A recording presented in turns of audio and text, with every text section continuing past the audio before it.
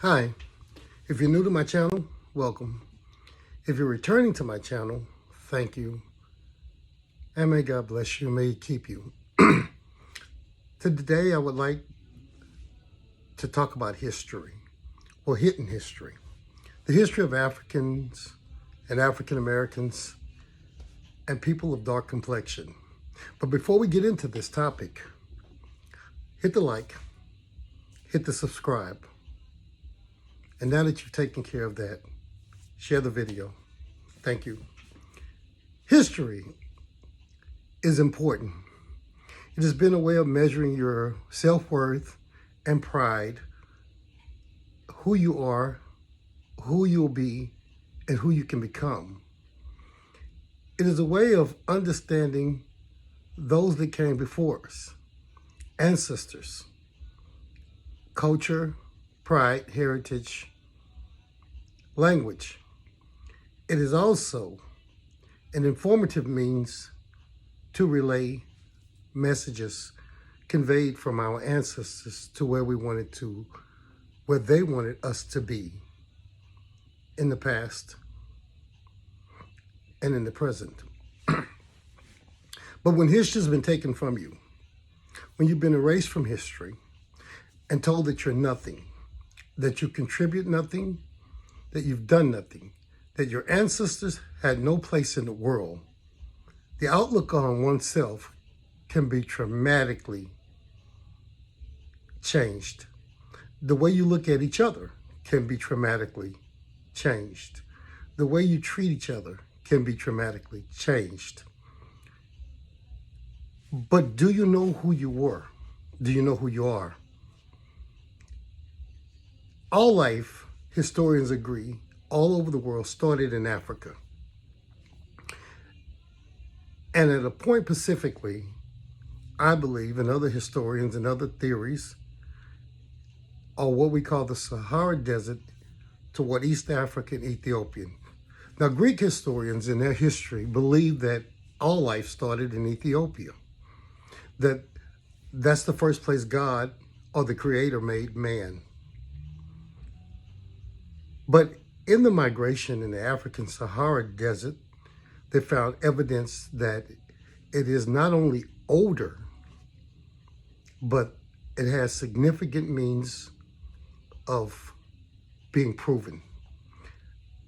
Most archaeologists, unknown to many people, do this through pottery. Pottery travels, and it's an essential item that was used in homes for the simplest things, to store goods in, eat out of, so forth and so on. But as the Sahara became a desert, Africans went east and west to the nearest sources of water, the Nile and the Niger. And these Africans, met with other Africans, built empires and nations. Now, the European has made you to believe that Africa had no civilization before he entered Africa. The European assumption that Africans were unruly,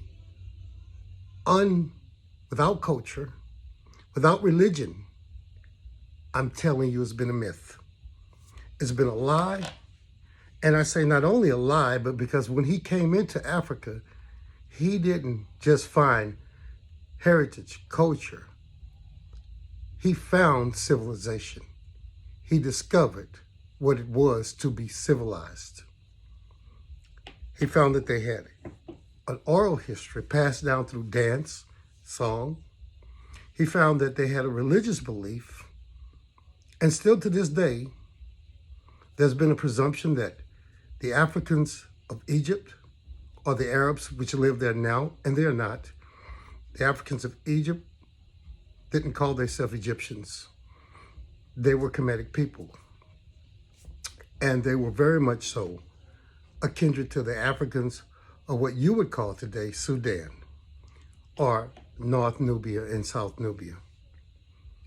But in this history, not only did we have religion, culture, we had peaceful nations that lived among each other without strife, without war, There were conflicts, but that's a difference from a conflict to war. We had religion and culture without many of the things they have today. They had problems that were solved by elders without judges, courts, jails, without getting rid of the elderly.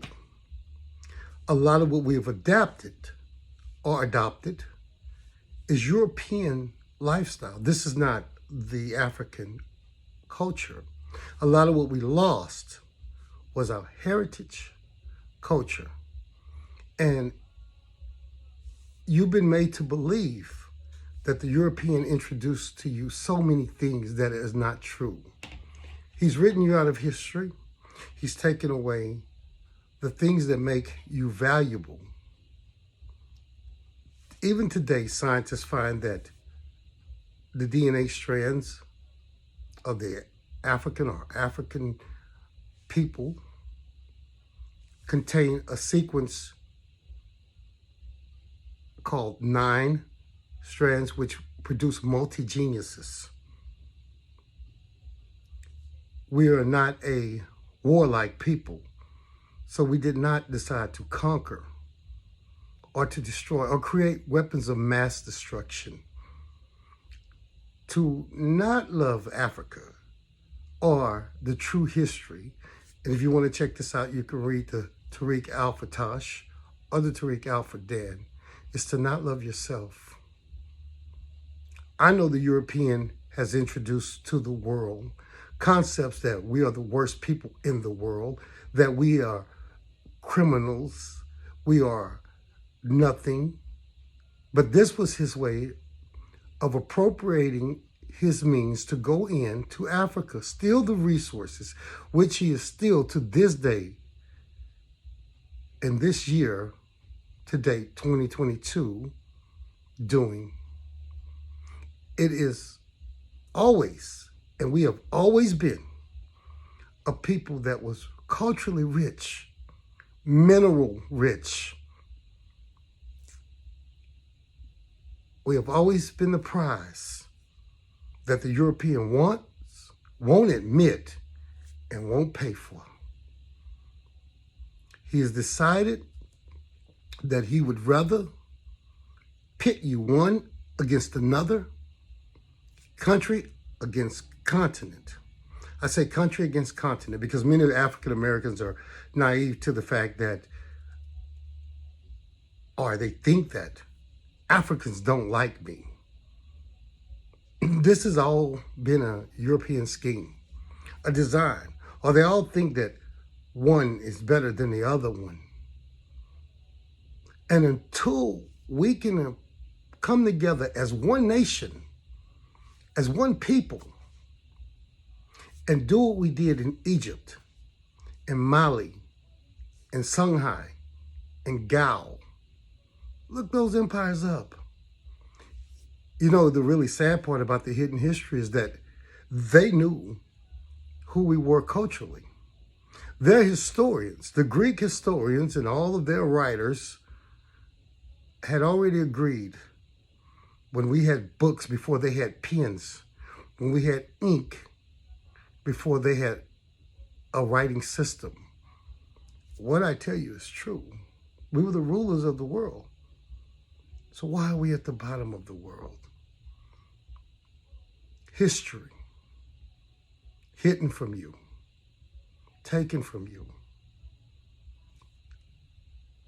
is the reason you don't feel that you're worth anything. My brothers, my sisters, you're valuable, you're intelligent, but now it is a call to unite and fight. Neither of us on any continent can do this alone. We must become one people. I know that some people would think, oh, this is a message to get rid of the white people, or Mzungu, as they're called in Africa, the European. No, this is a call of self-respect. This is a call to finally have a place in history that you can hold your head up, stick your chest out, feel proud, be glad, not bleach your skin, straighten your hair, or do the things which would make you seem more European, thinking this makes me civilized. It does not, because most of what he's taken is from you in the first place. Examine this to yourself. My African Americans who think there's nothing on the continent, there's nothing important about Africa, a land indigenous to your ancestors, taken from you, destroy your heritage of self-being, self-worth. And now we find out women twerking and doing God knows what. The guys are without void of understanding any concept of manhood. This has been destructive to our children and forthcoming generations. Let's change. My suggestion is to unite. My suggestion is an exodus of America. Now, if you want to understand what I say, then join me. If you're not, visit the continent. See for yourself. As always, thank you. May God bless you all. May He keep you until we talk again.